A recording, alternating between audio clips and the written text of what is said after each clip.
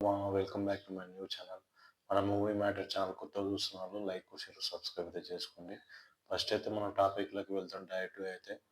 మనమైతే ఈరోజు లోకేష్ కనకరాజు గారు మూవీస్ ఏవేవి తీస్తున్నారు, ఎందుకు ఇంకా సస్పెన్స్లో ఉన్నాయంటే ఈ వీడియోలో కొంచెం డీటెయిల్గా అయితే మాట్లాడే ట్రై చేద్దాం.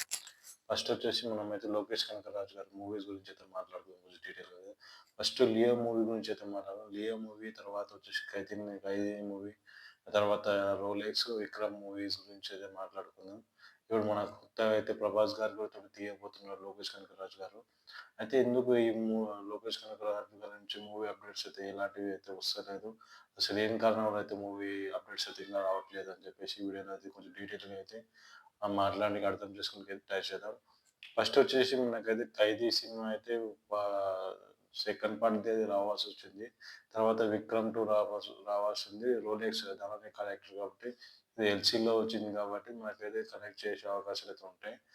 మన లోకేష్ కనకరాజు గారు అయితే మూవీస్‌లో అయితే ఫస్ట్ చేస్తున్న మూవీ వచ్చేసి మనకైతే రోలెక్స్ మూవీ అయితే స్టార్ట్ కాబోతుంది. ఇప్పుడే 'ఖైదీ 2' అయితే మూవీ స్టార్ట్ కాదు. ఫస్ట్ అయితే రోలెక్స్ మూవీ షూటింగ్ అయితే కంప్లీట్ చేసుకొని తర్వాత 'ఖైదీ 2' మూవీ చేస్తారు మనకైతే. అయితే మనకు లోకేష్ కనకరాజు గారు ఏంది అప్డేట్ ఇస్తలేరంటే, ఆయనైతే ప్రస్తుతానికైతే ఆహ్, మూవీస్ అయితే ప్రస్తుతానికైతే 1 మంత్, 2 మంత్స్ తర్వాత మూవీ అయితే స్టార్ట్ కాబోతుందని చెప్పేసి అక్కడ తమిళ్ డైరెక్షన్ అయితే చెప్పిండ్రు. వాళ్ళైతే కానీ 'విక్రమ్' మూవీ అయితే తీయబోతున్నారంట.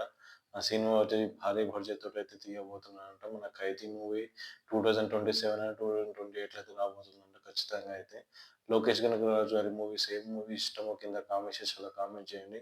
కొత్తగా చూస్తున్న వాళ్ళు మా ఛానల్ లైక్, సబ్స్క్రైబ్ చేసుకోండి. ఒక్క లైక్ చేసి మీ ఈ వీడియో వేరే వాళ్ళకైతే షేర్ అయితే చేయడం అయితే జరుగుతది. ఖచ్చితంగా అయితే ఎవరైతే చూస్తున్న వాళ్ళు లైక్, షేర్, సబ్స్క్రైబ్ అయితే చేసుకోండి.